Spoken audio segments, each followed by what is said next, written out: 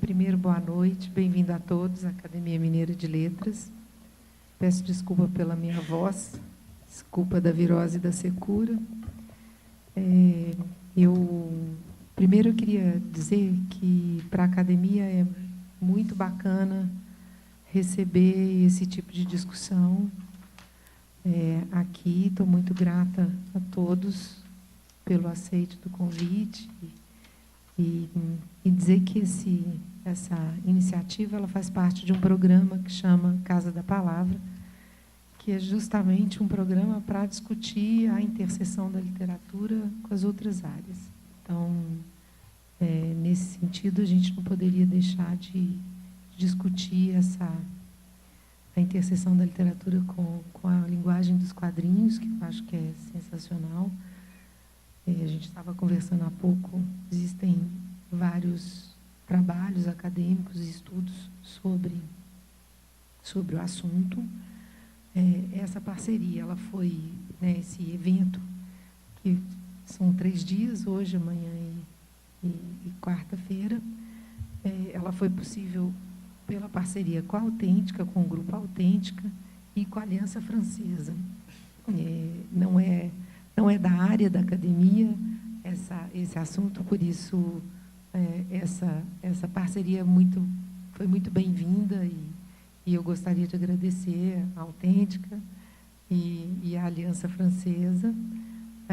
Esse projeto... Está dando certo isso aqui, Guto? Está ruim? Pode baixar um pouco. Pode baixar um pouco, né? Minha voz, a hora que sai, a hora que não sai. Então, eu não vou nem gastar muito tempo aqui, não, porque a voz está ruim, está igual um personagem maluco. Mas eu preciso dizer que esse projeto ele também é viabilizado pela Lei Rouanet, uma coisa importante nos dias de hoje. O Instituto Unimed é o patrocinador, a CBMM é a copatrocinadora. E, bom, sobre o assunto, eu vou deixar vocês com essa mesa incrível. Vou falar bem rápido de vocês. Então, nós com os convidados, o Eduardo Damasceno, que é autor e editor.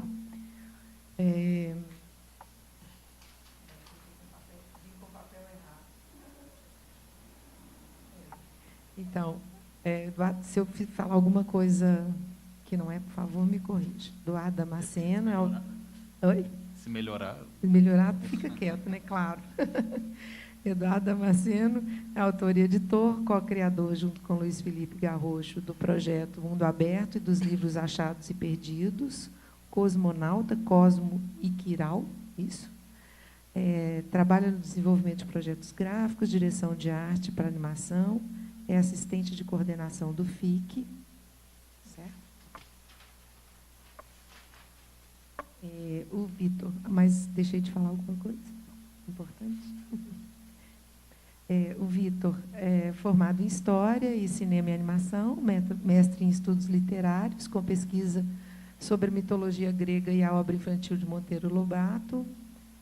Integrou a equipe do Centro de Alfabetização, Leitura e Escrita, da CEALI, UFMG. Isso.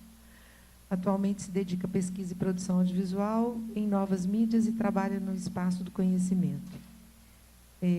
O Afonso Andrade, graduado em História, foi diretor dos Arquivos Permanentes do Arquivo Público Mineiro, diretor de projetos de atividades especiais e projetos culturais da Secretaria de Estado de Cultura de Minas Gerais, curador e coordenador executivo do FIC, curador da Bienal em Quadrinhos da 3ª e 4ª edição da Bienal do Livro de Minas Gerais, e coordenador de implementação do Espaço Geek da Biblioteca Estadual de Minas Gerais, e também criador e produtor e apresentador dos programas de cultura geek e Momento Geek na Rádio Inconfidência, certo? Certinho. Então, boa noite. Tenho certeza que a gente vai ter uma noite incrível. Bem-vindos. Obrigado. Obrigado.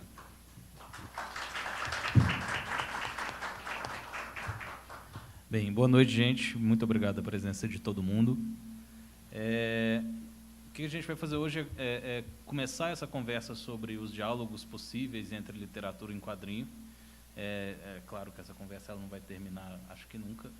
E o que o evento pretende hoje com essa conversa é fazer um panorama geral, que eu acho que é meio impossível também, né?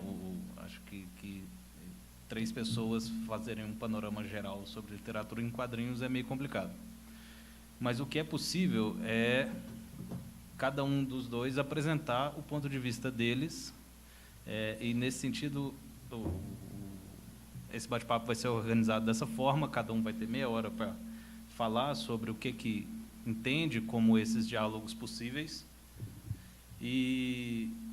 Mas eu queria que eles acrescentassem na fala deles também um pouco das relações pessoais deles com o quadrinho e com a literatura, porque eu acho que nenhum panorama fica completo se a gente tira o elemento humano dele. Então, eu queria que vocês falassem, que a fala de vocês compreendesse isso também, e falasse um pouco de como vocês chegaram a essas conclusões e como que o quadrinho, como que a literatura influenciou o trabalho e o pensamento de vocês até então. Quem vai começar? Boa noite. Esse microfone está meio caindo. Obrigado aí pelo convite, né, da academia, da pessoal da Autêntica, da Aliança Francesa também, que estão participando aí da organização, né, desse evento. E é sempre legal estar aqui batendo um papo sobre quadrinho, né? Eu vejo aqui na plateia muita gente que trabalha aí com quadrinho, lida com quadrinho aqui na cidade, então vocês podem me corrigir também, tá? Do que eu falar de bobagem, que muita gente aqui sabe muito mais do que eu sobre o assunto. O que eu queria falar um pouquinho é falar um pouco das interfaces que existem entre quadrinho e literatura, né? O que é possível da gente localizar nas duas, né? Os pontos em comuns e principalmente o que no quadrinho tem de literatura, né? O que o quadrinho traz da literatura para a sua linguagem, para a sua narrativa. E eu sempre, quando me chamam para falar um pouco sobre isso, eu gosto sempre de trazer a palavra às pessoas, né? A palavra dos quadrinhos, né? De fazer minha catequese aqui.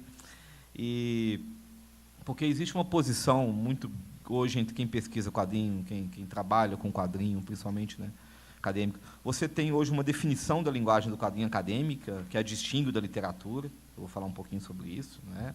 Que mostra que são linguagens autônomas, que não tem hierarquia entre literatura e quadrinho, como não tem entre cinema e teatro, entre música, não é, e arquitetura, entre as linguagens artísticas de uma forma geral, né? Que o quadrinho ele é mais uma linguagem, ele é uma linguagem artística que tem seus elementos próprios e tudo. E essa posição, além de ser acadêmica e ser uma posição teórica, é uma posição política também. E eu, como não sou acadêmico, eu fico mais confortável quando eu falo da posição política, porque é importante a gente fazer essa distinção, mostrar que o quadrinho ele é autônomo, que o quadrinho é importante, porque sempre que se relaciona quadrinho com literatura, é sempre no sentido de achar que você está dando um status maior ao quadrinho quando você o chama de literatura. Vai além da questão acadêmica, teórica, da discussão de narrativa, de texto e tal, do que é literatura, do que é quadrinho. Ele tem muito mais a ver com essa questão política mesmo, de você hierarquizar, de você não valorizar o quadrinho enquanto uma leitura tão importante quanto outras leituras, quanto outras formas de narrativa. Então, você, quando faz isso, você está meio que colocando, né, esse quadrinho é tão bom que ele é literatura, né? Ele é tão bom que ele ganhou um prêmio literário. Então, eu encaro isso mesmo como uma posição política, no sentido de que, ao fazer essa distinção, ao falar que o quadrinho ele é autônomo na sua linguagem e existir toda uma teoria, existir todo um trabalho acadêmico que corrobora isso, a gente está tomando uma posição também. Uma posição que a gente que lida, que trabalha, que gosta de quadrinhos, a gente está querendo falar que, olha, o quadrinho é legal de ler, o quadrinho é importante, você pode ler, você pode tirar do quadrinho coisas legais, você pode ler como entretenimento, ali 15 minutos e esquecer do que você leu, mas você pode também, né, ter aquele quadrinho que vai ficar para a sua vida, que vai te marcar, que vai fazer você ler outras coisas, que vai te levar para vários caminhos diferentes, assim como a literatura, assim como você assiste um filme e sai impactado dele, você pode também, ou um livro, que você sai impactado desse livro, você também pode experienciar isso com um quadrinho. Então, ao não hierarquizar, ao não colocar um sobre o outro, você cria a oportunidade de que quem está lendo poder estar aberto a esse impacto. Então, é isso que eu gostaria de colocar, que é uma posição, não, como eu falei, não sou um estudioso, academicamente falando, mas eu gostaria de me colocar dessa forma. Então, como eu falei, os quadrinhos e a literatura são linguagens diferentes e que apresentam diversos pontos de interseção, né? Apesar de serem linguagens distintas, assim como outras linguagens, elas têm pontos em comum, pontos onde elas dialogam, onde elas se encontram. Assim como o cinema e a literatura, mas que o quadrinho usa mecanismos próprios para representar os elementos narrativos, não é? Assim como o cinema, teatro, fotografia, quadrinho e literatura compartilham de elementos comuns, mas cada um à sua maneira. Assim como o quadrinho também compartilha de elementos narrativos comuns com o cinema. Você muitas vezes vai ler um roteiro de quadrinho, parece um roteiro de cinema, porque fala de enquadramento, de luz, né, de onde a marcação, onde está o personagem tal, a visão, né, seria da câmera, é a visão que o desenhista vai mostrar naquela página, naquele quadrinho, como ele vai montar aquela narrativa. Então, o tempo, né, daquilo ali. Então, tudo isso tem muito a ver também com a linguagem cinematográfica, certo? E essa leitura de que o quadrinho é uma linguagem autônoma, ela é compartilhada por vários autores importantes aí do meio, né? Cirne, que é um pesquisador muito importante brasileiro na década de 70, Will Eisner, que é um quadrinista reconhecidamente, né, importante, inclusive nomeia hoje o prêmio mais importante de quadrinhos dos Estados Unidos, e que foi também um teórico, que escreveu alguns livros teorizando um pouco sobre quadrinho. Acevedo e Humberto Eco, todo mundo conhece, aí, né, um teórico aí, da área de comunicação, que também preconizou essa diferenciação entre as linguagens. Então, esse é um ponto que eu gostaria então, de estar ressaltando, nessa importância aí do quadrinho e os seus elementos de linguagem.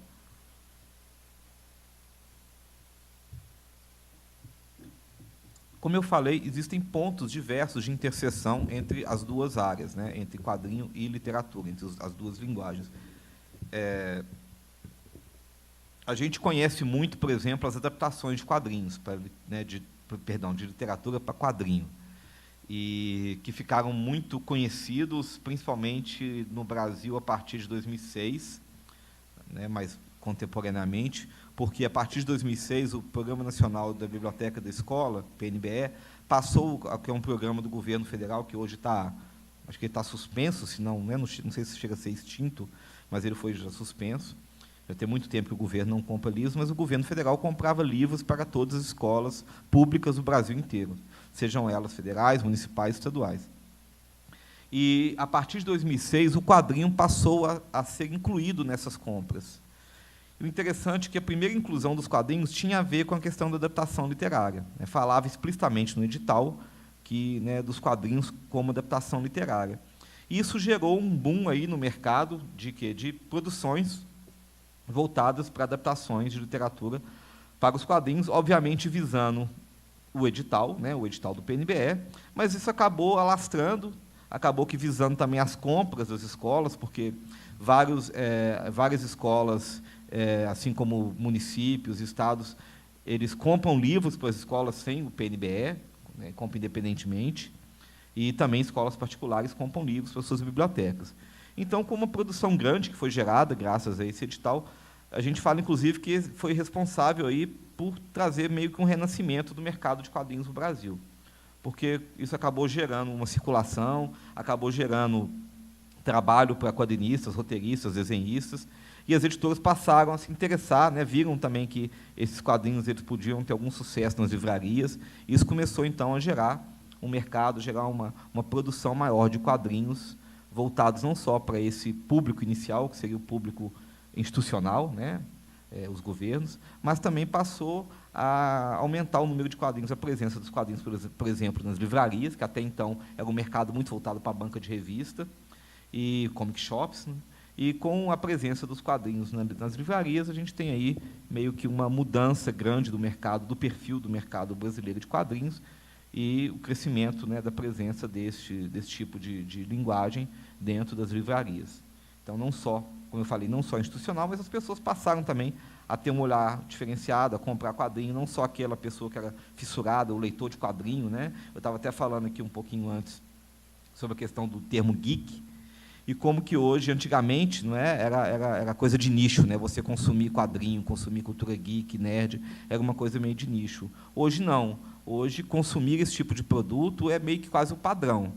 Você liga lá numa Netflix da vida, você vai ver a programação de um cinema, uma parte grande ali é de conteúdo considerado conteúdo geek, e que hoje é consumido pelas pessoas mais diversas possíveis.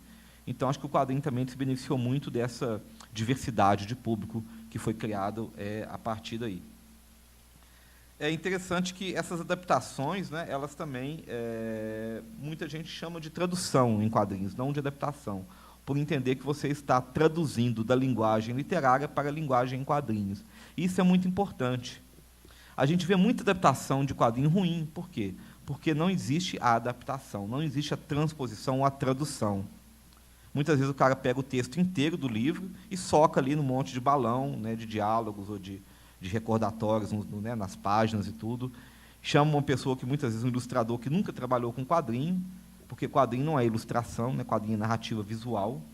Então, muitas vezes, nasce um livro que você não consegue ler 2 páginas.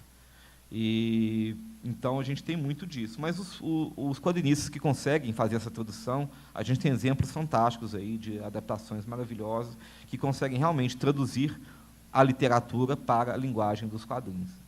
E muitas vezes também se acha que essa tradução ela é simplesmente para você facilitar a leitura, ou seja, em vez do menino ler lá o Machado de Assis, né, eu vou pegar um quadrinho do Machado de Assis, não do Machado de Assis, né, porque ele nunca fez quadrinho, mas eu vou pegar uma tradução do Machado de Assis em quadrinhos e vou passar para ler porque é mais fácil, né? E não é. A gente sabe que a leitura visual ela é tão complexa quanto a leitura textual. Outro dia eu estava até lendo um trabalho de um cara que trabalha com neurologia e tudo, ele mostrando como que a leitura visual ela ativa diversas partes do nosso cérebro que são diferentes da leitura textual e que geram leituras tão complexas quanto. É muito comum, muitas vezes, você pega um quadrinho, você passa para uma pessoa que não tem costume de ler, para ela ler, né? E depois você vai perguntar o que ela viu ali. Muitas vezes ela vai lembrar da história, do texto, mas ela vai perder diversos elementos narrativos visuais porque ela não tem esse costume de ler, ela não tem o costume de prestar atenção, de tentar entender como é que a narrativa visual está sendo construída. Então, é importante que, quando se tem uma adaptação da literatura para o quadrinho, que essa narrativa visual, que essa adaptação, ela seja respeitada, que você realmente faça uma tradução de uma linguagem para outra. Você não simplesmente copie e cole o texto, né? E a gente tem uma tradição antiga, eu falei aqui a partir de 2006, com esse boom, mas a gente tem, se puder colocar as imagens, cadê o controle? Esqueci de pegar, Guto, perdão, esqueci de pegar antes. Não, só para mostrar, são pouquíssimas imagens, mas a gente tem uma tradição, né, editorial no Brasil. Pode voltar lá para o primeiro, volta mais um aí. Mas, não, pode ir para frente, então, a ordem meio ficou maluca aí, pode passar. Pode passar. Pode, passa. Mais um. Isso. A gente tem uma tradição, começa na década de 40, de adaptação literária para quadrinho, né, da editora, se eu não me engano, Jarebal, que é a edição maravilhosa, que era meio que um projeto editorial que já existia lá fora, né, nos Estados Unidos, de Comic Illustrated, né, de Classic Illustrated, que era exatamente clássicos da literatura ilustrados, né, no quadrinho. Então, a gente começou, foi um grande sucesso editorial aqui no Brasil. Se não me engano, as edição maravilhosa durou até a década de 60, 70, com várias séries, várias edições. Ali a gente tem os 3 Mosqueteiros, do Alexandre Dumas, e vai para frente, está meio fora da ordem, isso. Ali o Guarani, também já adaptação de quadrinhos, de literatura brasileira, né, o Guarani de José de Alencar. E ali o interessante é que foi desenhado por André Leblanc, que trabalhou com o Eisner. Se eu não me engano, ele é um haitiano, ele viveu no Brasil, ele casou com uma brasileira, eu acho, e ele trabalhou nos estúdios do Will Eisner, e produziu várias adaptações para quadrinhos da literatura nacional. E a gente tem, depois, como eu falei, pode voltar aí, isso. Não, passa... não, acho que ficou para frente. Pode ir mais um. Pode ir. Está tudo fora de ordem. Pode ir. Isso. Ali um Guarani também, né, já numa adaptação recente do quadrinista Luiz G. e do Ivan Jaffe, não é isso? Que é o Luiz G., ele é um quadrinista que ficou famoso na década de 80, na turma lá do Chiclete com Banana, Angeli, Laerte, Glauco, né, da Circo, né, revista Circo. Luiz G agora retornou, inclusive, a fazer quadrinho recentemente, professor da FAAP em São Paulo, de arquitetura. E o Luiz G ele fez um Guarani meio Tarzan. Se você vai ler o Guarani, né, ele trouxe elementos da narrativa ali do Tarzan, e tentando fazer um diálogo aí, né, do Zé de Alencar com os quadrinhos do Tarzan, de aventura e tudo. Então, já é uma releitura aí do Guarani recente, né? E eu coloquei outros ali, 2 irmãos, do Fábio Moon Gabriel Bá, né, do Milton Atum. A gente tem muito quadrinho de clássicos da literatura, porque costuma até, além de ter ter um apelo muito grande, também você tem uma questão econômica, né, já que são muitas vezes livros que já estão em domínio público, né? Você não precisa pagar direitos autorais e tal. Mas a gente começa a ter também adaptações de literatura mais recente, né, como 2 irmãos ali do Fábio Moon e do Gabriel Bá. Eles agora adaptaram também um conto do Neil Gaiman, né, Como Falar com Garotas em Festas, eu acho que é esse o nome, saiu recentemente. Deixa eu ver se tem mais alguma coisa. Não, acho que de adaptação é isso. E uma outra interseção legal também que a gente tem de quadrinho e literatura é quando você tem a presença da literatura no quadrinho sem ser uma adaptação literária. Quando você tem elementos da literatura dentro do quadrinho. E você pode ter esse elemento na própria narrativa, no texto, no estilo de cada autor. E a gente tem, muitas vezes, autores que escrevem literatura e também fazem quadrinhos, como Neil Gaiman, que a gente citou, né, aqui já. E o Gaiman, ele, apesar de ter sido muito conhecido inicialmente pelo Sandman, que é um personagem de quadrinho, se não me engano, ele começou com literatura, né? Antes disso, acho que ele tinha... Eu não sei se ele já tinha feito um trabalho com Terry Pratchett antes do Sandman, mas ele já escrevia, né, texto literário. E depois ele vai se tornar um autor muito importante aí dentro da literatura mundial, né?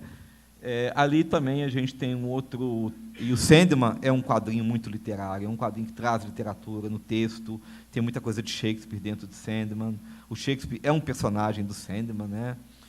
Inclusive, ele tem praticamente duas, dentro de todo o arco do Sandman, ele tem 2 adaptações de Shakespeare, né? Sonhos de uma Noite de Verão está lá, e A Tempestade, inclusive é o último quadrinho do Sandman, a última história do Sandman é A Tempestade, do Shakespeare, e você vê uma influência gigantesca também.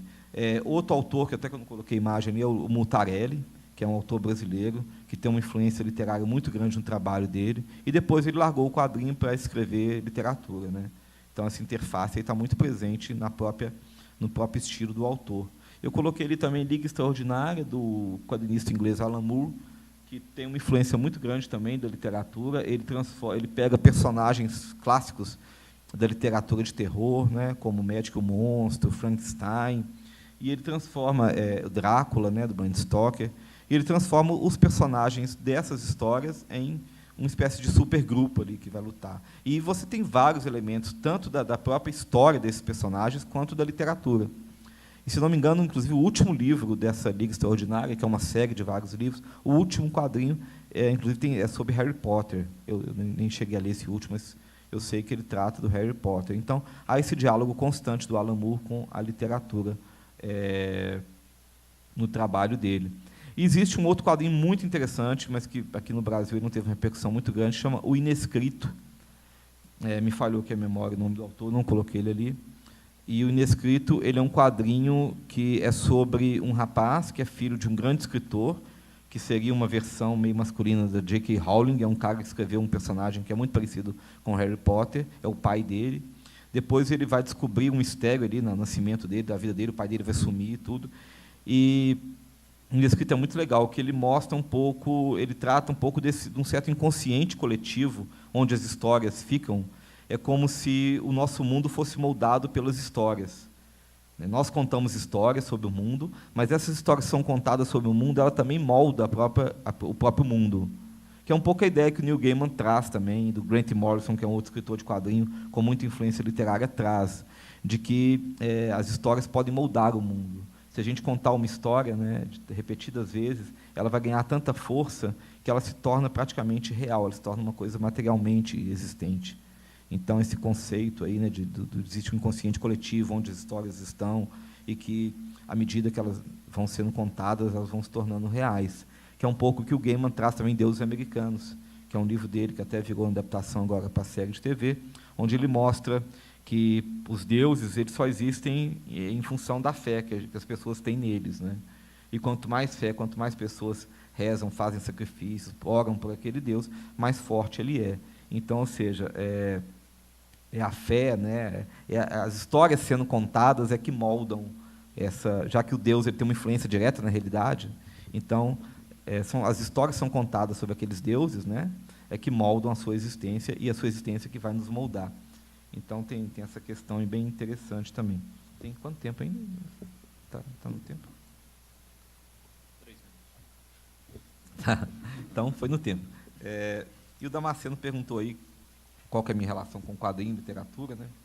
Sim. Sei lá, acho que desde que eu aprendi a ler que eu leio quadrinho e literatura, claro.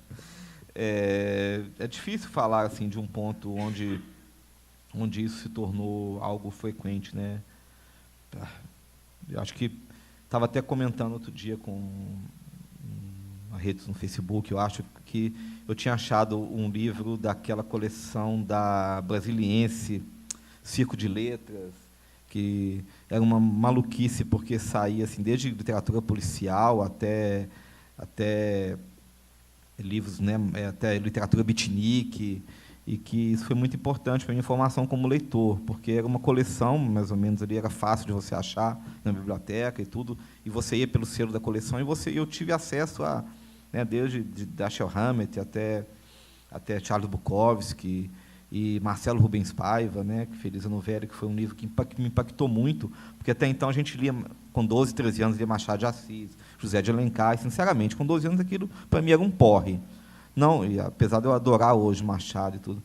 E quando um professor de português deu para a gente ler Feliz Ano Velho, aquilo para mim foi um soco no estômago, né? Primeiro que eu tinha acho que 14 anos e tinha ali cenas explícitas, né, de sexo e era a vida de um cara, a vida comum do sujeito contando, né, como é que ele vivia, como é que era a rotina dele depois que ele teve o acidente. E sabe, eu nunca tinha lido nada parecido com aquilo. Então aquilo teve um impacto gigantesco na minha vida.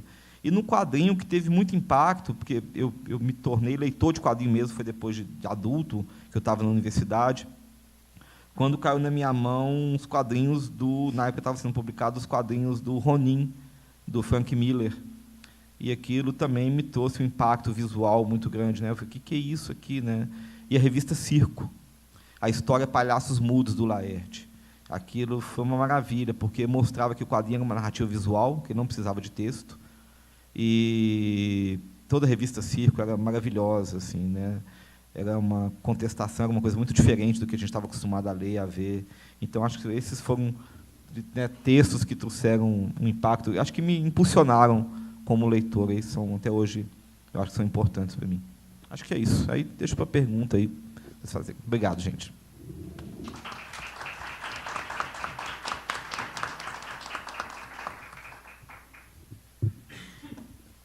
Bem, quer responder agora ou a gente passa para o Vitor e depois todo mundo? Né? Então, boa noite a todos. Também vou agradecer o convite para participar aqui do evento, né? Agradecer a Academia, a Autêntica e a Aliança Francesa, e a vocês também que vieram para conversar hoje sobre quadrinhos e literatura.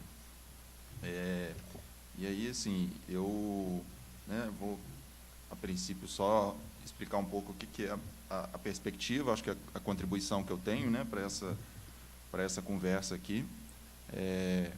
De cara, já tem alguns pontos que eu concordo com o Afonso, assim, né, sobre a forma como ele vê a separação aí entre a literatura e os quadrinhos. Mas, enfim, daqui a pouco a gente fala mais disso. E também trazer eu acho que eu não tenho, talvez, tanta leitura ou tantas leituras atuais de quadrinhos quanto o Afonso, né? Então, alguns dos títulos que ele falou aqui eu já fui até tomando nota para poder ler também. Então, a contribuição que eu tenho é mais, talvez, uma perspectiva histórica, mas também não muito factual, e uma visão de quem participou, né? Ele mencionou o processo aí do PNBE, e eu participei já como avaliador da equipe que fazia, né? O programa está interrompido, suspenso, não sei o que vai virar, né? Então, eu trouxe também algumas observações que passam um pouco por essa experiência, né? Lá no PNBE. E, bom, eu preparei aqui um roteiro, mas tentar também não ficar muito preso a ele. Acho legal o convite que o Damasceno fez, né? De trazer um pouco das visões mais pessoais, né?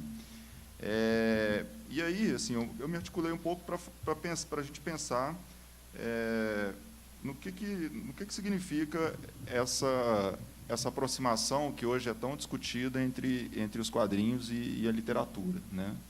A gente tem vários outros aspectos que poderiam ser levantados, né, para a gente pensar em aproximações entre os quadrinhos e a literatura, né? Acho que a questão da narrativa, né, tanto na literatura quanto nos quadrinhos, você tem formas particulares de construir narrativas, e, enfim, a gente poderia pensar nisso, poderia pensar também na forma como hoje, pelo menos em grande parte, talvez não totalmente, mas em grande parte também, os livros de literatura, a forma como eles circulam, são produzidos, né, o mercado que faz esses livros circular, né, até certo ponto, coincide com o mercado dos quadrinhos também, né, a lógica da produção, do mercado editorial, a forma como a gente consome, onde que a gente compra, onde que a gente lê, que circunstâncias que a gente lê quadrinhos e literatura. Então, enfim, poderia pensar em várias dessas questões. Mas o que eu acho que seria uma contribuição mais legal da minha parte, assim, é pensar um pouco, historicamente, o que significa essa aproximação entre os quadrinhos e a literatura, né? Então, se a gente está aqui hoje na Academia Mineira de Letras discutindo essa relação, né, eu acho que é legal a gente pensar que nem sempre foi assim, né? Nem sempre os quadrinhos tiveram esse prestígio, né? E como vocês devem saber, acho que são leitores de quadrinho, ao longo de grande parte do século XX, os quadrinhos, em contextos diferentes e de formas diferentes, eles foram vistos como formas menores, como produtos inferiores da indústria cultural, né? Em alguns momentos vistos como obras sem nenhum valor estético, né? Como obras produtos para serem comercializados, produtos da indústria cultural, né? Em outros momentos, a gente pode identificar práticas de censura, questionamentos morais em relação aos quadrinhos, né? Então, nos Estados Unidos, isso foi muito forte, no final da década de 40, no final da década de 50, a ideia de que os quadrinhos eles seriam responsáveis aí por uma decadência ou pela delinquência juvenil, né? Então, por conterem histórias de sexo, de terror, de violência, então tinha essa rejeição, né? Em uma sociedade, naquele momento, conservadora, e que também tinha aí os seus códigos, por exemplo, para o cinema, né? Tinha também formas de censurar o cinema, também por esse viés moral, né? No Brasil também, isso quer dizer, o espaço que os quadrinhos têm hoje, ele não foi sempre dessa forma, né? Também tem uma história aí que a gente pode pensar. Os quadrinhos também foram considerados durante muito tempo uma forma de leitura inferior, uma forma de leitura menor, né? E acusados de causar preguiça mental, como se a leitura da imagem fosse mais simples ou mais óbvia do que a leitura do texto verbal, né? E eles foram, talvez, né, assim, tolerados, em alguma medida, como uma forma de introdução ao mundo da leitura, né? Assim, a gente, historicamente, considerou que, tudo bem, as crianças podem ler quadrinhos, mas desde que, à medida que elas forem crescendo, elas abandonem esse hábito e partam para leituras mais sérias, né? E aí, no caso, leituras mais sérias que a gente entende que já tem toda uma tradição, já tem um cânone, já tem uma tradição crítica, já tem instituições, suplementos, publicações, crítica, é a literatura, né? Então, os quadrinhos, eles houve uma tendência forte aí no século XX de serem vistos sempre como num patamar inferior à literatura, né? E aí tem outras questões também que ajudaram um pouco nessa rejeição aos quadrinhos, né? Eu trouxe aqui algumas pontuações, né? E uma delas, por exemplo, na América Latina, no Brasil, na década de 70, havia também a ideia de que os quadrinhos eles eram uma espécie de produto de veiculação da ideologia imperialista norte-americana, né? Então, os quadrinhos, eles, principalmente a partir do livro do Ariel Dorfman, né, Para Ler o Pato Donald, que é um autor chileno, que escreve esse livro esmiuçando as histórias do Pato Donald, dos personagens da Disney, para mostrar como que ali tem uma ideologia capitalista e que interessa a um país com pretensões imperialistas como os Estados Unidos, né? Então, de várias formas diferentes, os quadrinhos eram rejeitados, né? E isso mudou um pouco nas últimas décadas do século XX, né? E aí, por que mudou? Bom, então, enquanto nos Estados Unidos ainda havia essa, talvez já alguns resquícios dessa condenação moral dos Estados Unidos, né, na década de 60, na Europa, já se começava a discutir, né, o valor artístico dos quadrinhos, né?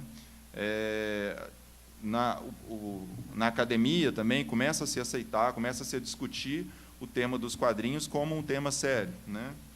E também a própria, né, a década de 70, o final da década de 70, início da década de 80, é um momento importante também na própria história dos quadrinhos, né? Então, você tem o surgimento de obras que alcançaram o status de arte, né? Então, não é que o quadrinho até então não era arte, né? Mas é que, a partir daquele momento, passou-se a ver as obras de quadrinhos, as histórias em quadrinhos, como uma forma de expressão artística e que tinha o seu valor, que tinha a sua riqueza, né? E, em grande parte, quer dizer, vamos colocar, né, um marco desse momento é o trabalho do Will Eisner, né, que o Afonso mencionou aqui agora mesmo, né, que é um autor que vai né, ser aí talvez um grande marco da ideia da graphic novel, né, do romance gráfico, né, de uma narrativa mais, né, tida como mais densa, mais elaborada, mais sofisticada, e que já dialogava talvez mais com a literatura, com o cinema, né, ou pelo menos deixava claro, né, esse diálogo. E aí, né, então, a ideia dessas narrativas, dessas histórias que vêm para renovar um pouco o cenário dos quadrinhos, ou que se apresentam dessa forma, né, elas acabam tendo aí também esse prestígio garantido um pouco pelo rótulo da literatura, né? Então, passam a ser vistos como romances gráficos, né? Então, tem todo um contexto aí, nas últimas décadas do século XX, que fazem com que haja uma mudança de percepção sobre os quadrinhos, né? Então, eles deixam de ser essas obras inferiores, que seriam toleradas apenas na medida em que conduzissem as crianças e os jovens para leituras mais sérias, para leituras literárias, para os cânones, né? E passam a ser vistos como uma forma de expressão artística autônoma e que tem a sua linguagem própria, né? E tão rica quanto qualquer outra linguagem. E aí, isso muda também, né, no Brasil, a forma como, pelo menos, começa a mudar a forma como os quadrinhos são vistos no Brasil. E aí começam a surgir os trabalhos acadêmicos, né? E, lentamente, isso acaba num processo que é a chegada do quadrinho na escola, né? Principalmente aí nos anos 80, você tem as primeiras experiências de inserção de quadrinhos em materiais didáticos, né? Eu lembro estudei quando aluno nos anos 80, né, de ter tiras de quadrinhos, de ter charges, né, nos livros de português, principalmente, né? Então, ali o quadrinho ele já não era mais essa forma de leitura que desviaria a atenção e os esforços dos alunos e dos jovens, né, para uma leitura subvalorizada, mas eles passam a ter um papel, inclusive, dentro da escola, né? E a partir da década de 90, aí a gente começa a ter, né, a gente pode pontuar aqui alguma série de políticas públicas, de ações governamentais que vão reforçar ainda mais a presença dos quadrinhos na escola, né? Então, a gente tem, em 1996, a Lei de Diretrizes e Bases da Educação, né, que já estabelece ali a importância da leitura de quadrinhos, estabelece os parâmetros curriculares nacionais, né, que foram vigentes com reformulações até atualmente, né, agora vão ser substituídos pela Base Nacional Curricular Comum, que também é outro documento que ainda está em discussão, parece, né, mas que também traz a sua referência aos quadrinhos como um código, como uma linguagem que deve ser dominada pelos alunos. Eles devem ter contato com isso, assim como com a literatura, com o cinema, com as artes plásticas, né? Outra ação governamental, né? Outra política pública que a gente pode perceber essa valorização dos quadrinhos na escola é o Enem, o Exame Nacional do Ensino Médio, que sempre está trazendo questões que tenham que partam, né, de um texto de quadrinhos, seja uma tira, uma página, um trecho, enfim. E isso não só na prova de linguagem, mas também nas provas de ciências, na prova de ciências humanas, né? Então, também estão marcando ali a sua presença. E aí, né, dentre todos esses programas e ações governamentais, eu acho que o que mais contribuiu, né, nesse período para a inserção dos quadrinhos na escola e para uma difusão mais generalizada da produção de quadrinhos no Brasil foi o PNBE, né, que é o Programa Nacional Biblioteca da Escola, no qual eu pude participar como avaliador no período de 2007 até 2015, que foi a última edição do programa, né? E aí, só para explicar um pouquinho rapidamente como é que funciona essa avaliação, né? Então, o MEC abre um edital, ou abria um edital, as editoras inscreviam as obras para aquele segmento específico em que o edital estava aberto, né? Podia ser o ensino médio, fundamental, educação infantil. A editora inscrevia as obras que achava que tinham a ver, que atendiam aos critérios do edital. O MEC fazia uma triagem, separava, porque né, as editoras, às vezes, arriscavam tudo, assim, talvez não está tanto dentro do edital, mas manda assim mesmo para ver se cola, né? E aí o MEC fazia uma primeira triagem, separava essas obras, essas que obviamente não tinham nada a ver e que podiam ser desclassificadas pelo próprio edital, e depois pegava as obras restantes e selecionava uma instituição de ensino superior, né, uma universidade federal, no caso, para poder fazer, quer dizer, vinha sendo uma universidade federal, para poder fazer essa avaliação das obras, e essas obras eram distribuídas para especialistas da área de educação e de literatura, né, e eram avaliadas, e depois o colegiado do PNBE, que é um grupo formado pelos coordenadores, se juntava para montar os acervos a partir das obras que tinham sido bem avaliadas, né? E aí, a partir de 2006, quer dizer, 10 anos depois que o programa tinha sido criado, ele passou a incluir as histórias em quadrinhos, né? E aí elas passaram a ser vistas como um gênero literário ali dentro, porque você tinha outros, os outros gêneros eram a prosa, a poesia, memória, biografia, teatro, né? E os quadrinhos viraram um gênero ali dentro desse conjunto de gêneros literários, o que não vem sem uma certa discussão, né? Então, quer dizer, quadrinho é um gênero literário apenas?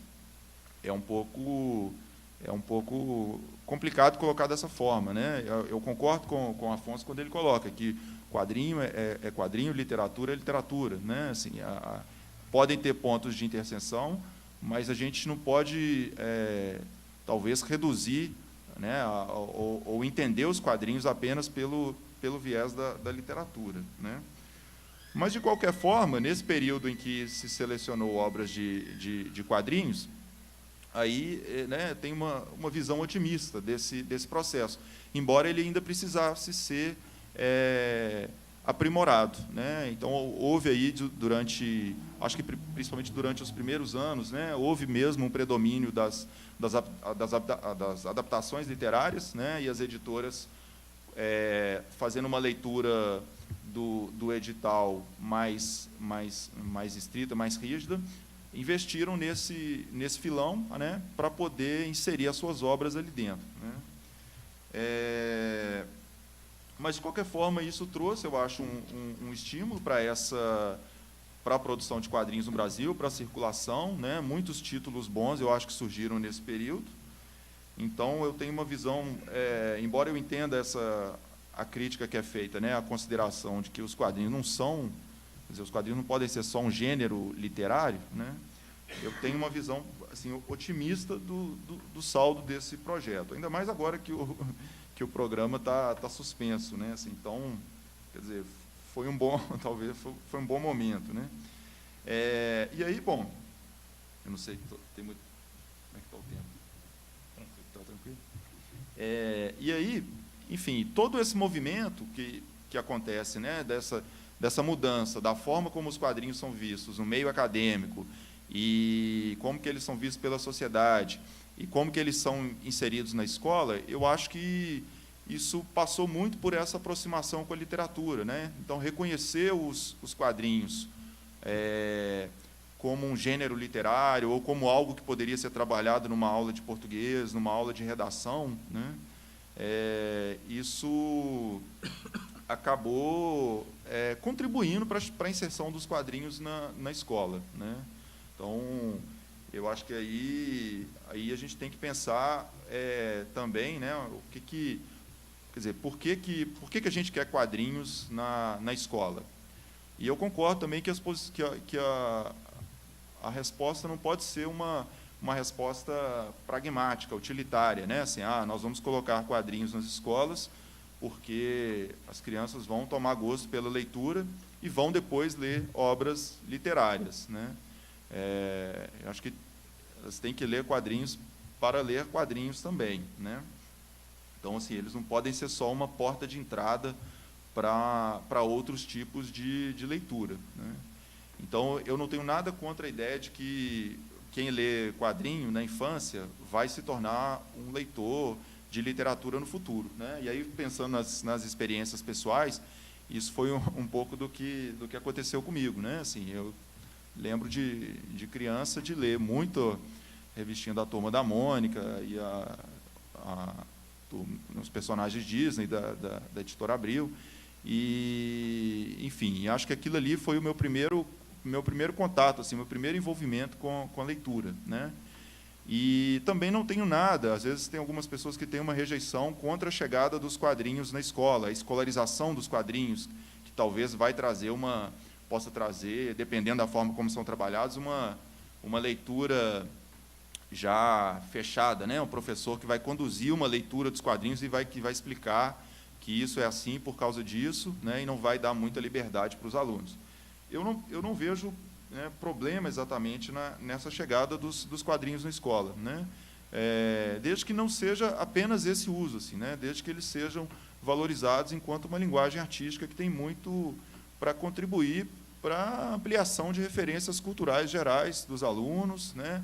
Para a formação de leitores de uma forma geral, né? Porque a gente também não vai formar leitores, quer dizer, não é só a literatura que vai formar leitores, né? Então, assim, se a gente quer leitores críticos, pessoas críticas, cidadãos críticos, autônomos, que consigam se apropriar de uma linguagem, que consigam decifrar um texto, seja ele um texto verbal, seja ele um filme, seja uma história em quadrinhos, né? Eu acho que a gente tem que pautar a educação por uma certa diversidade também, né? Então, não vejo problema de ter quadrinhos na escola, não, né? E eu me lembro muito claramente, assim, de quando, né, se antes as minhas referências eram a Turma da Mônica e os quadrinhos Disney, né, eu lembro muito, com muita força, assim, de quando eu li o primeiro álbum do Asterix na escola, né, na 5ª série, quando a gente estava estudando o Império Romano na aula de História, e aí a professora de português fez um trabalho com a professora de História, né? Então, aquilo dali foi uma referência que foi um marco ali para mim, né? Então, ler na escola essa obra abriu um pouco portas para que eu começasse a me interessar por outros tipos de quadrinho que não eram aqueles que estavam ali na banca ou que os adultos me compravam para mim, né? E passei a me interessar e xeretar um pouco mais as prateleiras de livrarias e de pessoas adultas da minha família, e comecei a me interessar por outros quadrinhos, e deixando a Turma da Mônica um pouco para trás, né? Que acho que tem a ver também com a idade, né? 12, 11 anos. Bom, e aí, nesse aspecto também da presença dos quadrinhos na escola, também concordo com o Afonso sobre a questão das adaptações, né? Acho muito pouco quando a adaptação só cria uma forma fácil de ler um texto clássico, um texto canônico, né? Eu acho que as boas adaptações que eu tenho visto por aí, as que me interessam, eu acho que são aquelas que conseguem pegar um texto que é clássico e propor uma leitura daquele texto usando aquilo que é próprio da linguagem dos quadrinhos, né? Usando essa linguagem híbrida, né, textual e verbal ao mesmo tempo, e que tenha digamos, um trabalho visual bem cuidado, né? Nem sempre as adaptações, às vezes, têm uma preocupação ou uma pesquisa de referência com os desenhos, né? Então, quer dizer, não é que tem que ser tudo realista, né? Não é isso, não é que tem que ser fiel ao momento histórico, né? Mas eu acho que a pesquisa e a busca de referências, elas podem, digamos, enriquecer uma obra, uma adaptação, mesmo que ela tenha um traço cartunesco, né? Então, eu acho que a adaptação ela é válida e é algo muito legal quando ela traz uma visão nova, né? E é isso que é o texto clássico, que é o texto que se permite ser lido de formas diferentes, em momentos diferentes, e não perde totalmente a sua atualidade, né? Ele continua gerando interesse, gerando reflexões, né? Então, eu concordo também nesse ponto. Então, é isso, assim, eu acho que, né, para fechar um pouco, eu acho que os quadrinhos, né, eu vejo com otimismo, assim, essa aproximação dos quadrinhos com a literatura e como que isso permitiu uma certa escolarização dos quadrinhos. Eu vejo com otimismo, mas eu acho que ainda tem muito ainda para se caminhar, né? E acho que a relação entre os quadrinhos e a literatura, ela não pode ser de hierarquia, né? Ela não precisa ser de hierarquia, porque ler uma história em quadrinho não compete com ler uma obra literária, né? Ler uma adaptação não compete exatamente com ler o texto original, né? Os quadrinhos têm a sua forma própria de registrar as diversas experiências humanas, né? E de propor a sua visão sobre isso, como qualquer outra linguagem artística, né? Acho que é isso.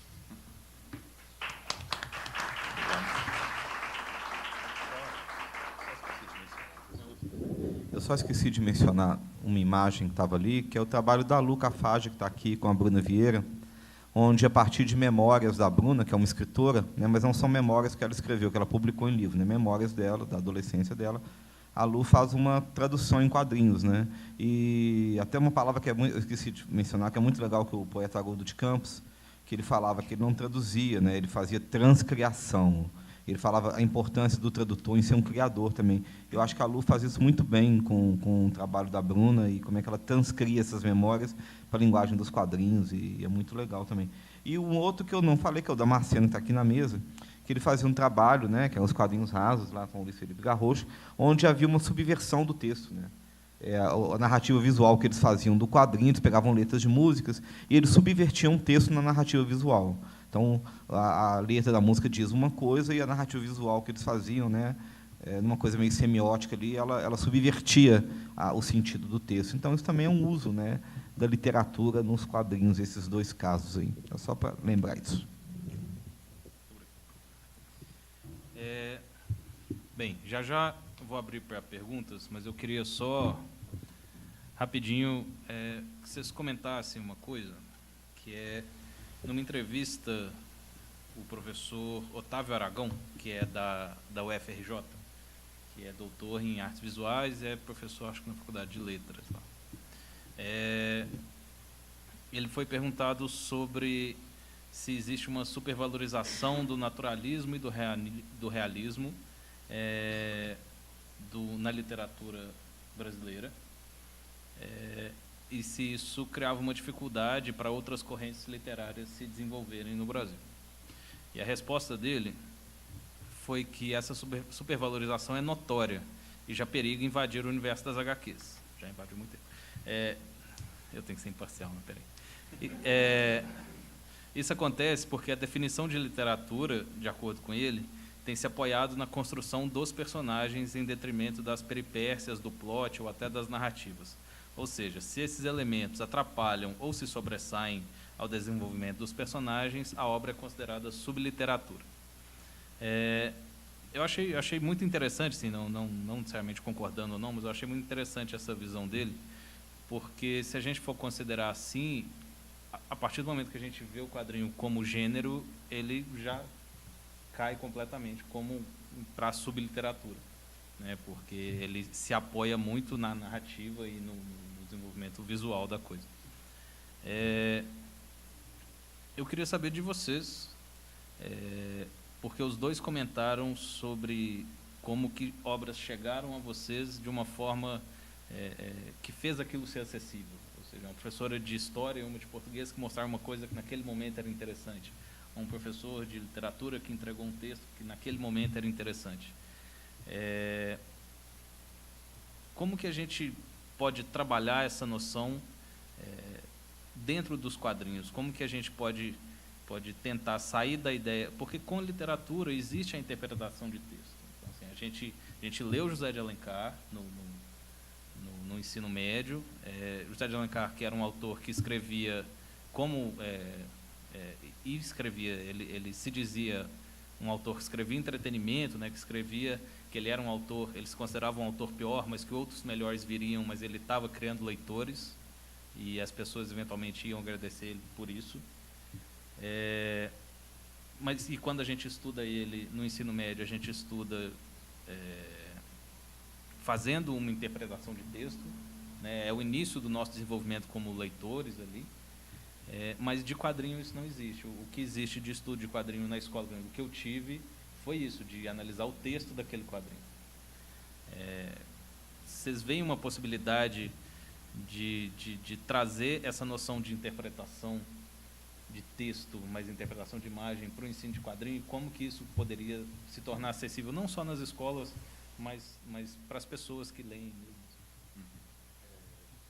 mesmo?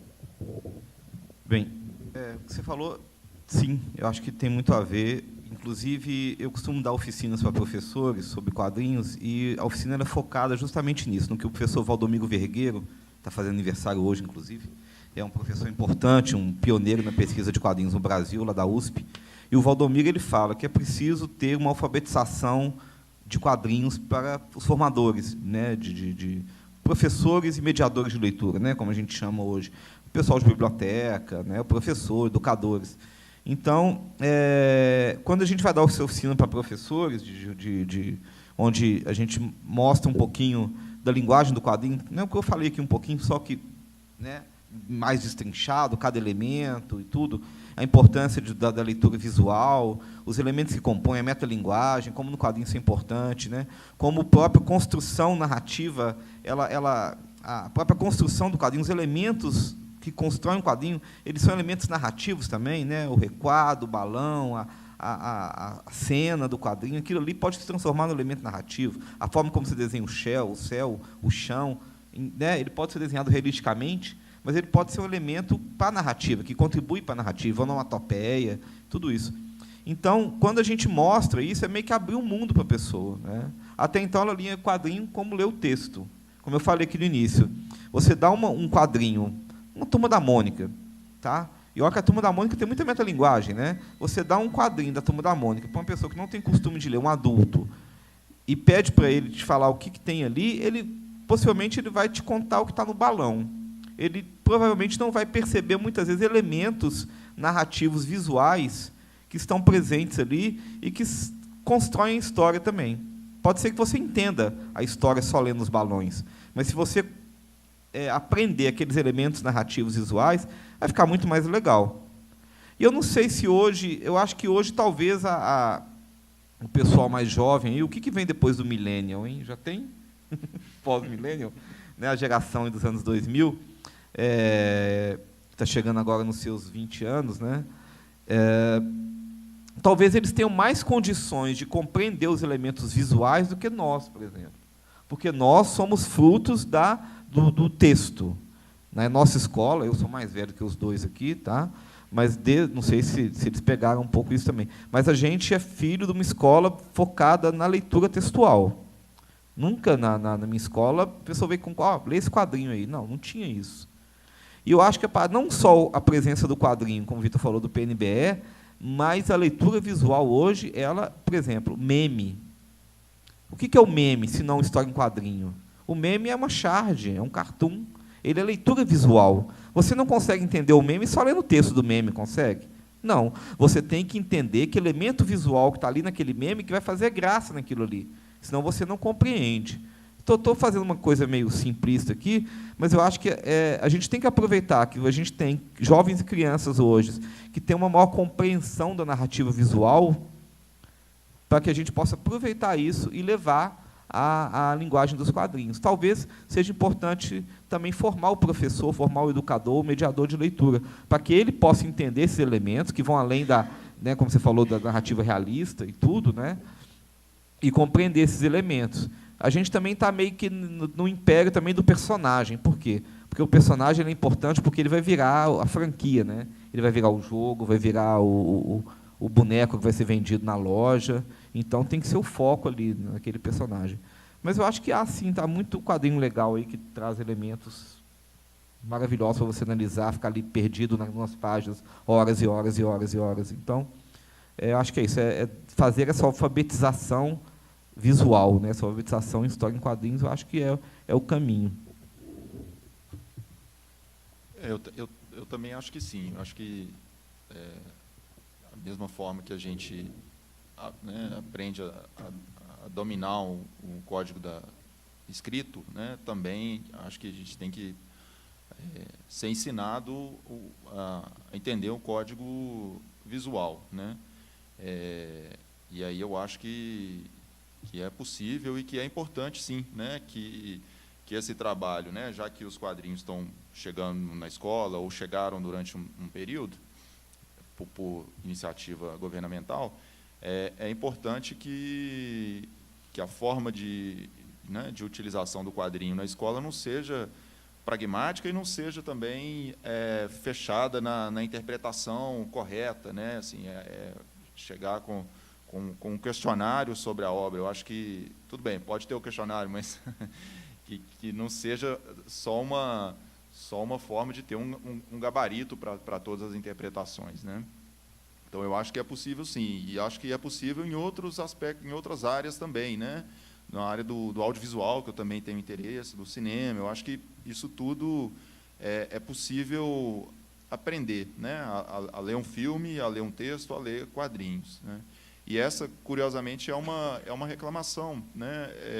Dos professores atuando nas escolas em que os acervos do PNBE chegavam, né? Então, eles, muitas vezes, reclamavam não só dos quadrinhos, mas muito dos quadrinhos. Quer dizer, está chegando um tanto de história em quadrinho, bacana, mas a gente não sabe trabalhar, porque também eles não tiveram essa formação. A formação deles foi também majoritariamente textual, né? Então, eu acho que, paralelamente a essas políticas, né, de compra e distribuição das obras, teria que ter sido feita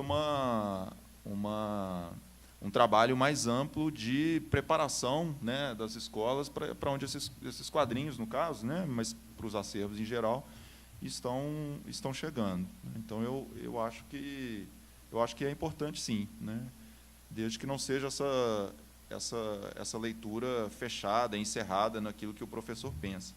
Algo que eu acho que funciona muito, embora nem sempre os professores conseguem adequar na prática deles, é a produção, né? Assim, ter uma experiência de uma oficina, que seja, de um trabalho, em que os alunos vão produzir aquilo que eles estão tentando entender, né? Aquilo que eles estão tentando estudar, né? No caso aqui, os quadrinhos, né? Então, colocar os meninos para tentar desenvolver uma história e, a partir das dificuldades, você tentar refletir sobre a linguagem, eu imagino um caminho interessante, embora não tenha assim, uma experiência exatamente para poder trazer para a discussão, não. Mas penso que é uma coisa interessante. Bem, tá cedo. Os quadrinhos viraram, nos últimos anos, a matéria-prima da indústria da indústria cultural, basicamente, né? Hoje as séries, metade delas nasceram de quadrinhos, filmes também. Hoje a gente tem até inversão, a gente tem quadrinhos virando livros de literatura, tem a série lá, Guerra Civil, da Marvel, virou um livro. E como que a gente...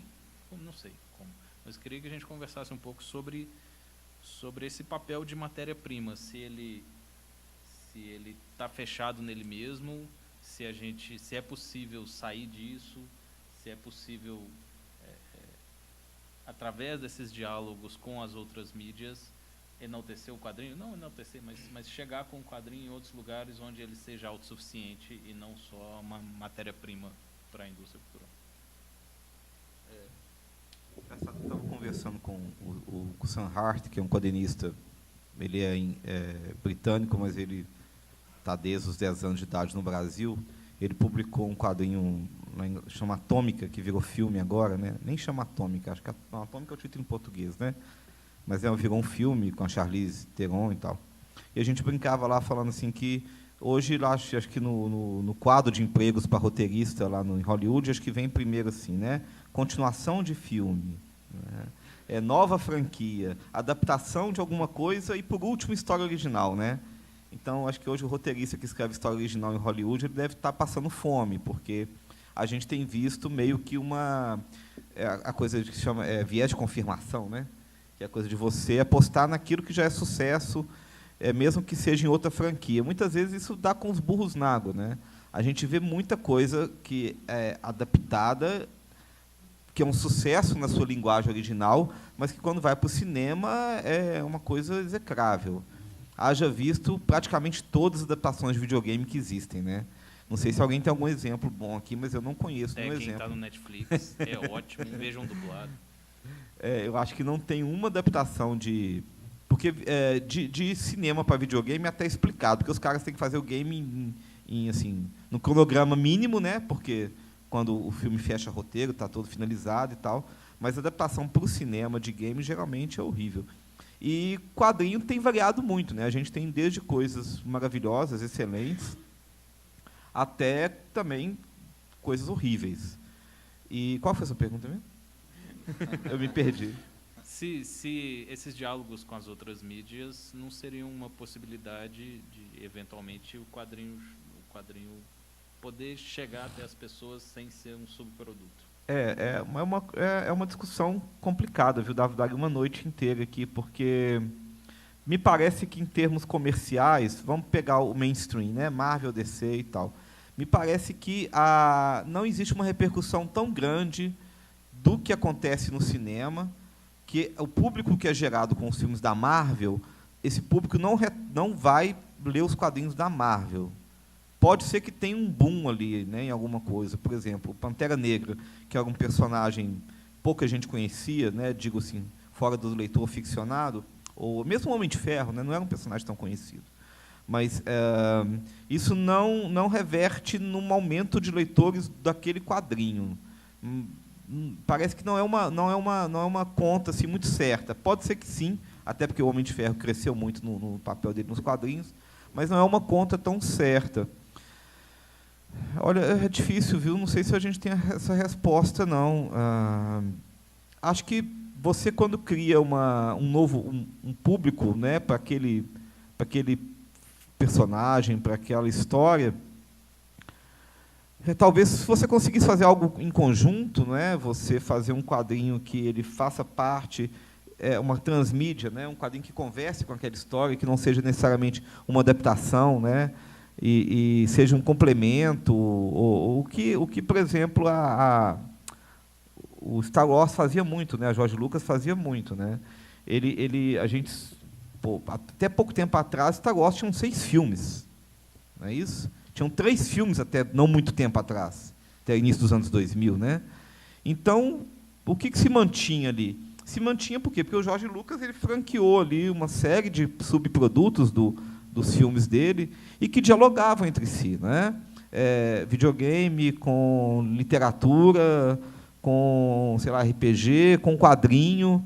Então, meio que tentava alinhar essas coisas todas. E o universo se manteve ativo, mesmo sem os filmes do cinema. Então, depois que vem a segunda leva de filmes, ele continua nisso, né? A Disney agora que deu uma rebutada nisso, falou, o que aconteceu e para trás, ignora, a gente vai criar uma nova linha temporal aqui das coisas. Mas continua, né? A literatura de Star Wars, que inclusive é uma literatura até de qualidade, né? Eu estou para ler lá o Marcas da Guerra, mas quem é leitor de Star Wars fala que tem bons livros, né, uma boa literatura de ficção científica desse universo. Então, essa é a preocupação, né?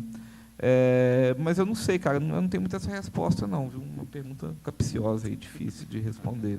Não sei, eu acho que depende muito mesmo do produto, mas não é algo que se reverta, não, sabe? Muitas vezes tem filmes que fazem sucesso danado, a pessoa nem sabe que aquilo foi adaptado de um quadrinho, né?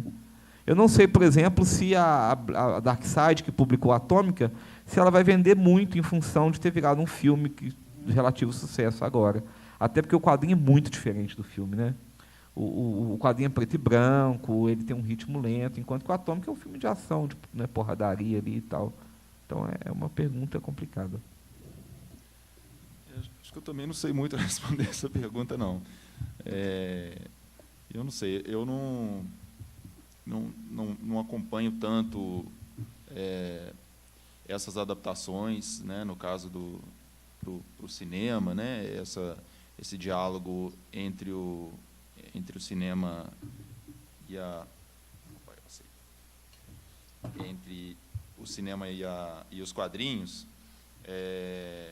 nesse viés mais atual dos super-heróis, da Marvel, da DC, eu não acompanho tanto, assim, mas o que eu vejo é que nem sempre existe esse interesse de trazer uma obra original, né? A gente estava falando agora mesmo da adaptação, né? Então, eu acho que, às vezes, pelo que eu percebo, né, se eu estiver sendo injusto e se vocês não concordarem, pode falar, mas acho que, às vezes, cria-se certos chamariscos assim, né, para poder reativar um personagem, reativar uma história, e eu não sei, eu não acompanho tanto, não, mas não me parece, correndo o risco de ser injusto, não me parece que tem aí um diálogo rico, não, né? Então, a gente falou mais um pouco antes da rejeição que existia em relação aos quadrinhos, como se eles fossem um produto da indústria de massa, né? Eu acho que, quer dizer, não é porque é de massa que é necessariamente ruim, né? Mas eu acho que talvez aí a gente tenha exemplos que são movidos bem mais por interesses comerciais mesmo do que por interesses de de ampliação do repertório do público, né? Aquela coisa toda que a gente estava discutindo sobre por que ler quadrinhos. Então, eu não vejo muito um diálogo mais rico aí, não. Mas também posso estar errado também. Talvez o mercado, a gente é muito americocêntrico, né? Talvez o mercado japonês ele tenha um sucesso maior nisso. A relação, por exemplo, entre o anime e o mangá ela seja muito mais forte, não é? Mas eles não precisam preocupar com quadrinhos. Eles têm um mercado. Não, estou falando assim, sim, mas lá existe um diálogo, né, gigantesco entre o anime e o mangá, né? E a literatura. E a literatura, isso, a light novel e tal. Então, acredito que seja um bom exemplo de onde essa relação ela funciona, né? Muito bem, gente. A gente ainda tem um tempinho. Dúvidas?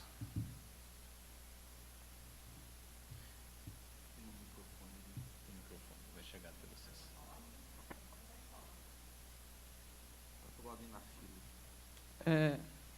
Então, a minha dúvida é em relação à questão do status da palavra, status da imagem, né? Porque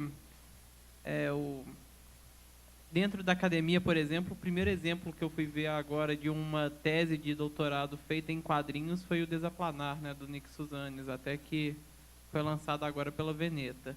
Ou seja, é isso que o Afonso falou, né? Uma coisa centrada na palavra, né? No texto escrito. Mas, ao mesmo passo, por exemplo, eu ia nas livrarias e encontrava na vitrine Os 50 Tons de Cinza, um livro de conteúdo erótico, explícito, e, ao mesmo tempo, eu tinha que pedir para o cara abrir o armarinho lá fechado para eu conseguir pegar um Crepax. Porque vinha embalado, eu não conseguia folhear, ou seja, existe um status onde, em certos momentos, a imagem é muito forte. Inclusive, no programa do livro, acho que um dos que mais deu polêmica foi aquele 10 na linha, um no gol, né, que teve uma polêmica por conta disso. Ou seja, às vezes a imagem parece ser muito forte, mas às vezes ela não parece ter força suficiente para se justificar enquanto uma linguagem própria. Então, eu queria que você falasse um pouco sobre isso.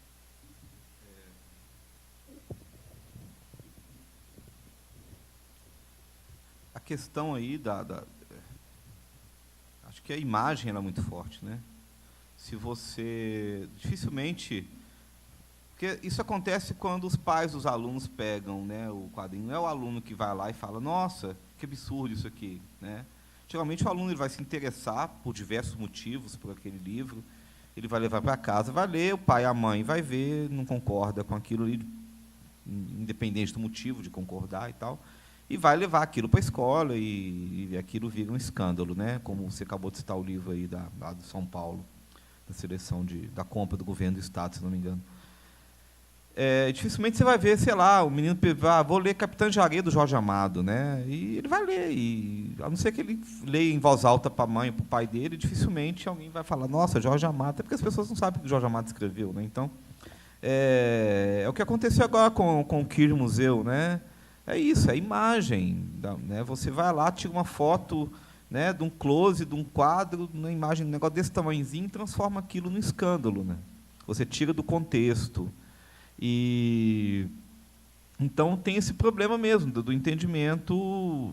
Primeiro tem um problema de mediação. Eu acho que provavelmente a biblioteca de escola, né? Eu que já trabalhei em escola, tenho uma esposa que trabalha há muito tempo em escola, a gente sabe que tem que ter uma mediação.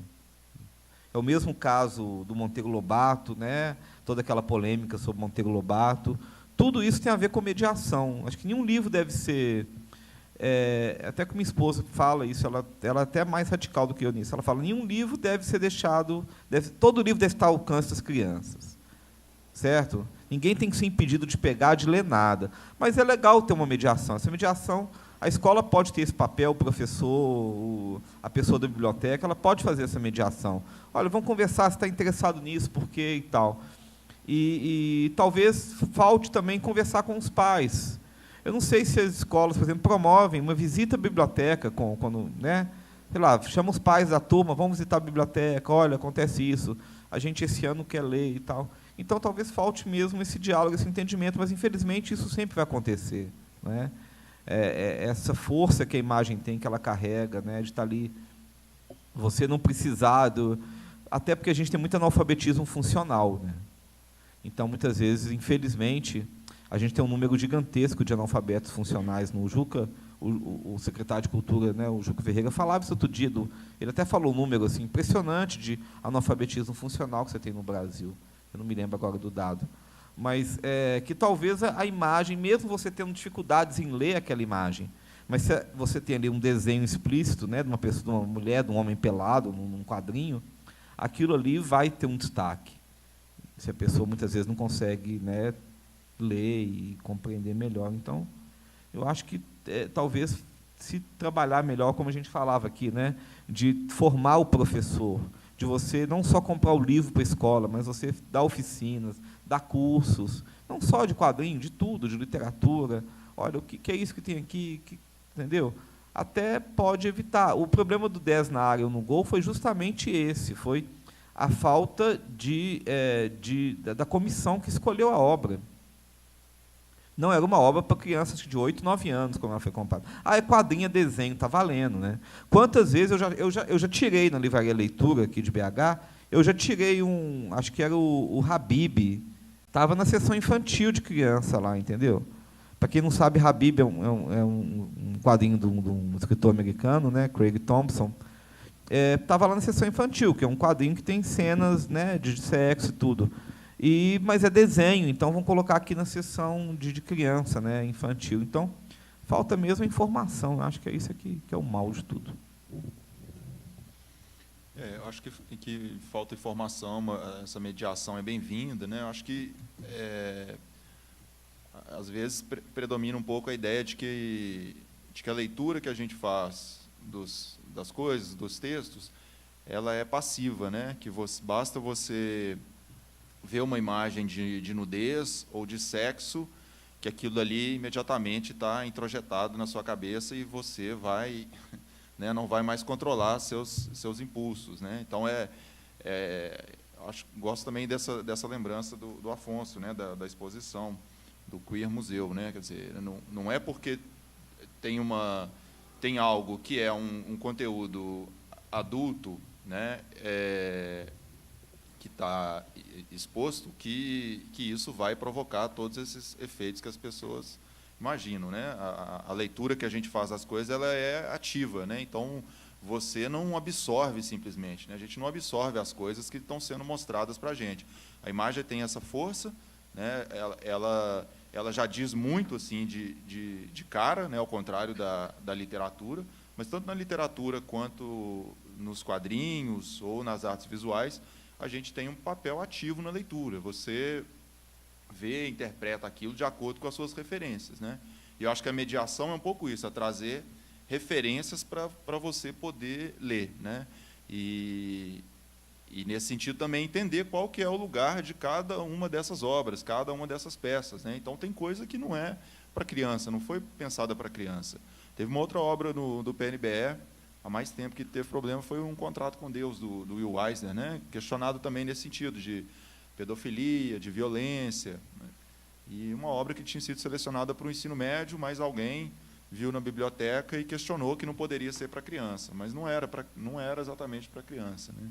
Então, eu acho que todo mundo tem que entender que a leitura que a gente faz das coisas é um processo mais ativo, mais dinâmico, e que é importante ter a referência, né? Acho que é a questão da mediação, da formação, que a gente está enfatizando aqui, né? Vou voltar no ponto que vocês estavam discutindo sobre a influência entre literatura e quadrinho, né? A literatura tem uma influência muito mais direta, mais clara nos quadrinhos, até mesmo porque a literatura é uma arte, um mecanismo de linguagem mais antigo, né? E os quadrinhos é mais recente, né? Tem 100 anos, menos de 100 anos. E aí a literatura já tem uma influência também de tradição oral, de mitologia, né? De culturas mais antigas, e já tem ícones já estabelecidos, e o quadrinho está criando esses ícones agora, né? Eu queria saber, por exemplo, se quando o quadrinho tiver ícones em domínio público, se a literatura vai se utilizar mais, né? O que vocês acham disso, por exemplo? Se a literatura vai se utilizar mais desses ícones. Ou se daqui a 100 anos, fazer uma previsão aqui, se esses ícones vão estar na nossa cultura como os mesmos ícones da literatura estarão. O que vocês acham? Estou tentando lembrar, tem um livro do Humberto Eco. Humberto Eco escreveu um livro que tem uma influência enorme do quadrinho, né? Estou tentando lembrar o nome aqui agora. Eu tenho um livro lá em casa, não sei se alguém lembra aí. Um romance? É um romance. Chama da Hã? Rainha Luana? É isso? É alguma coisa assim, é um livro que eu tenho lá em casa, mas ainda não li, eu sei. É um livro onde ele fala, né, sobre quadrinho. O quadrinho tem um papel ali, né? Inclusive esse, um papel na formação dele como leitor, e ele traz isso para o romance dele. Então, eu acho que sim. Essa geração agora, né, que está aí crescendo, e eu vou dar o exemplo do cinema, né? A gente tem hoje uma geração de diretores de cinema que são diretores que cresceram com ícones, né, lá do cinema, do quadrinho, né, como J.J. Abrams e toda essa geração dele, todo o Joss Whedon, né, são hoje o cara do Homem de Ferro, lá que se o nome dele agora, são diretores que cresceram com toda essa influência geek e que hoje levam ela para dentro do que eles produzem enquanto diretores de cinema. E eu acho que isso vai começar a acontecer também, não é? À medida, como eu falei, que você tem esse consumo dessa cultura ampliado e ele fugiu do nicho, ele passa a entrar dentro da cultura popular mesmo, né? Daquilo que é discutido aí no dia a dia. Hoje, se você fala, sei lá, do Batman na rua, todo mundo vai saber o que você está falando, né? Do Homem de Ferro, da Mulher Maravilha. São personagens que estão nesse consciente coletivo aí das pessoas e que não vai demorar muito mesmo para estarem. A gente vê isso muito no cinema. O cinema é muito forte essa influência dessa cultura, né? E não digo só o cinema de nicho, não. O cinema de uma forma geral. Você vê em séries de TV também. Tem até aquele indiano, o Aziz Ansari, né? Master of None. Você vê ali claramente que não é uma série desse foco geek, mas você vê nele toda essa influência, né, de um cara que tem uma influência multicultural, né, já que ele é indiano ou paquistanês, o Ansari? A família dele é indiana, ele é americano. Não, eu sei, mas ele é indiano muçulmano, né, ele não é paquistanês, né? O paquistanês é aquele outro cara, amigo dele. Tem um filme muito legal, chama Big Sick também, seu agora. Então, você já vê essa influência. Então, ele traz a influência da cultura indiana dele, né? Ele, como um cara que cresceu nos Estados Unidos, e traz essa influência desse conteúdo que está ali, né, no consciente coletivo, eu acho. Isso, Misteriosa Chama. Bem legal também. É um exercício interessante, pensar como que os quadrinhos como é que eles vão estar daqui a alguns anos, né? Daqui a 100 anos, por exemplo, né? Mas eu acho que eles já têm um pouco mesmo esse papel, eles já têm esse papel icônico na nossa cultura, né? Então, talvez mesmo quem nunca leu uma história, né, nunca leu um quadrinho do Batman, reconheça o Batman, né, o Super-Homem, os seus inimigos, né? Então, é até uma questão curiosa, porque acho que esses ícones eles estão por aí, eles estão espalhados por aí em todos os lugares, e a própria linguagem dos quadrinhos também, às vezes ela se faz presente, né, onde, quer dizer, não necessariamente em obras de quadrinhos, né? Então, na publicidade, às vezes você tem os recursos dos quadrinhos, você pega aí às vezes até, né, um manual de um eletrodoméstico que você compra, tem ali uma instrução que vai se apropriar dessa lógica de narrativa visual, né?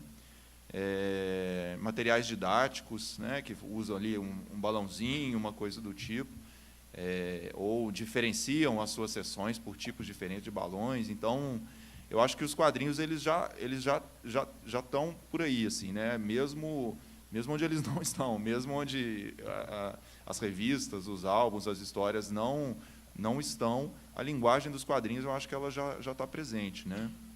E acho que eu fico curioso para, né, para imaginar também como é que vai ser daqui a daqui a 100 anos, né? Não sei, será que a gente vai ter mais desses ícones ou alguns desses vão começar a perder o seu valor cultural, o seu valor de ícone, né? Não sei. Mas eu acho que eles já têm esse papel, eles já têm um pouco esse lugar, né? Disseminado na nossa cultura. Tem uma cena de um filme muito ruim. É um filme que os dragões ressuscitam. Vocês já viram esse filme? Um cara acha um dragão no subterrâneo de Londres e os dragões ressuscitam, destroem o mundo. E aí o filme se passa, tipo, 100 anos depois, eles tentando combater o Reino do Fogo, né? Tem uma cena que é fantástica, que um cara está contando para as crianças a lenda de Darth Vader e Luke Skywalker, como se fosse mitologia. É muito legal, ou seja, é isso, né? Daqui a 100 anos, essas histórias vão estar, talvez, né, como a mitologia está para a gente hoje, né? Então, tem lá a cena dele contando a luta lá com o sabre de luz do Darth Vader e do Luke Skywalker, como se fosse uma história mitológica. Então, acho que talvez um dia chegue nesse ponto aí. Bem, tem tempo para mais uma perguntinha? É só 3 colocaçõezinhas, só eu cheguei um pouquinho atrasado, não sei se vocês comentaram no comecinho, primeiro sobre o que ele falou e da classificação, né, do livro. Justamente por causa dos 50 tons de cinza, houve uma reclassificação mundial, né, da literatura, que agora não existe. Outro dia, você contando a coisa do livro na leitura, né, eu estava na leitura e vi na classificação em cima assim, literatura infanto-juvenil. Aí eu comentei com o gerente na hora que estava do meu lado, falei, olha, esse termo já não existe há mais de 15 anos.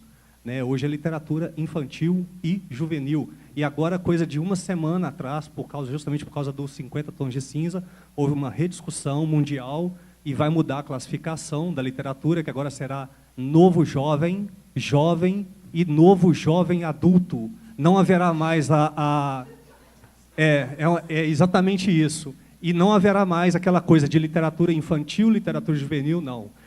Tem o leitor fluente, que era dos 13 anos, agora será o novo adulto. E depois dos 16 anos será adulto. Né? Então, vai ter essa reclassificação.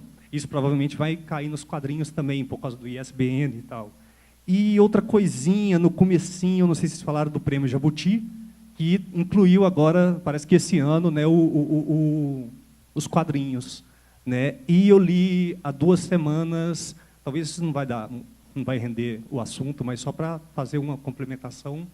Há 2 semanas, o PNBE, uma notícia no Publish News, o PNBE vai voltar, esse ano ainda, até o final do ano, só que parece que só com didáticos. Né? Não vão incluir literatura e entretenimentos, apenas didáticos. Aí é o PNLD, né? São 2 programas, o PNBE e o PNLD. O PNLD é do livro didático. Sim. Esse é o que compra o livro didático para as escolas. São 2 programas diferentes. Essa questão aí do Jabuti, é só lembrar, o Jabuti não é um prêmio literário. O Jabuti é um prêmio do mercado editorial. Tem categorias como economia, tá? Melhor jornalismo. Então, muita gente confunde, Jabuti é um prêmio do mercado editorial. Então, o quadrinho é mais uma das 38, categorias que tem no Jabuti, como prêmio do mercado editorial. Então, o Jabuti não está considerando o quadrinho como literatura, sim como um setor do mercado editorial que eles reconheceram que merece ser considerado para ter um prêmio. Isso é muito importante. Eu lembro que a gente vem discutindo isso, desde 2010, na internet e tudo. Sempre que sai... Porque, antigamente, o quadrinho participava do Jabuti. Mas ele entrava como... Olha que maluquice. Pegava um quadrinho e aí entrava como ilustração. O ilustrador, o desenhista concorria. Se tivesse um roteirista diferente, não. Ele não concorria. Concorria só o desenhista como ilustrador. Então, havia essa maluquice. E também já teve um Jabuti... O Jabuti, acho que ele tinha uma categoria de paradidático, alguma coisa assim, onde o Fábio, o Munho e o Gabriel ganharam com Alienista. Né? Então, havia essa... Eu não lembro agora se algum quadrinista ganhou como ilustrador, não estou me recordando. Mas, então, havia essa maluquice. Aí, depois, se criou um prêmio para adaptação literária. Não é isso? Antes desse prêmio de quadrinhos. E agora, um prêmio que reconhece o quadrinho como um dos setores do mercado editorial que merecem ter um prêmio. E é importante por quê? porque isso traz esse reconhecimento. Por mais que o jabuti está desprestigiado, não, mas é importante ter, porque isso traz um reconhecimento no mercado editorial para o quadrinho. E esse reconhecimento é importante. Ele é importante porque é o principal prêmio do mercado, né? Então, você, ao considerar que o quadrinho ele é merecedor de um prêmio, é uma categoria merecedora de prêmio, é um reconhecimento que isso pode ajudar, inclusive, nesse reconhecimento acadêmico. Por mais que a gente ache que não é, mas é importante, sim, porque é o reconhecimento acadêmico que gera o quê? Que gera a produção acadêmica, que faz com que o cara lá, o orientador do pobre coitado que vai lá atrás de um orientador, e ninguém quer orientar ele porque ele quer fazer um doutorado sobre quadrinho, e eu conheço muitos casos, que a pessoa, coitada, teve que sair correndo atrás do orientador de outro departamento, ou o orientador dissuadiu ele de fazer aquilo. Existe ainda um grande preconceito e uma resistência. Então, essas resistências vão sendo quebradas. Então, se entra no jabuti, aí isso fica mais tranquilo de estar na academia, aí é uma produção que cresce. Aí, de repente, você tem lá, sei lá, no concurso para a universidade, aí entra duas pessoas, homens ou mulheres, ou qualquer outro gênero, né, que vão terem feito seu doutorado sobre quadrinho. Então, você vai ter um orientador mais simpático a você, e aí vai. Aí esse cara vai dar aula, essa mulher, esse homem, seja lá, vai dar aula para os alunos da graduação. Então, os alunos da graduação vão ter contato com o que o Vitor falou, vão ter contato com o quadrinho já ali na graduação. Né? E se for uma graduação, sei lá, de letras, de história, seja o que for, quando ele chegar na sala de aula, a pessoa chegar na sala de aula, ela vai ter tido esse contato lá na graduação. Então, vai repassar isso para os alunos. Você cria uma cadeia. É o que a gente espera. Né? Então, prêmios, esse tipo de situação, ela é sempre importante. Acho que vou comentar só a referência do PNBE. Né? Até onde eu estou sabendo, aí posso também está desatualizado. O que aconteceu em relação ao PNBE é que, em 2015, as obras foram selecionadas, mas não foram distribuídas, então já teve uma interrupção lá. Né? Ano passado não teve edital, e aí tinha um decreto presidencial de 2010 que instituía, né, a criação e a obrigatoriedade do PNLD, que era o programa do livro didático, e o do PNBE, que era o programa de biblioteca, mas programa literário. Né? Então, um didático, de livro didático, e o outro literário. Enfim, e aí parece que agora teve um outro decreto, em julho desse ano, um outro decreto presidencial que anulou esse antigo e fundiu os dois programas em um só, né? Que é o que continuou chamando PNLD, mas agora é algo do tipo Programa do Livro e Material Didático. Ele passar a comprar que não é só didático. É isso? Isso, o PNLD supostamente passa a comprar. Mas, pelo que eu fiquei sabendo, já saiu o primeiro edital, que é o do PNLD 2019, né? Então, assim, as editoras podem se inscrever agora para a seleção ser feita no ano que vem, para em 2019 fazer a distribuição das obras, e parece que só estão abertas as categorias para livro didático. Né? Então, vamos ver se depois pode ser que abra de novo para livro de literatura, né? E os quadrinhos que tinham esse espaço pequeno aí, agora talvez também tenham ficado sem nada. Didático em quadrinhos, né? Ou isso. Bem, gente, é isso. Queria agradecer muito o Vitor, agradecer muito o Afonso, agradecer muito a presença de todo mundo. Foi muito legal conversar com vocês e uma boa noite para todo mundo. Obrigado, boa noite.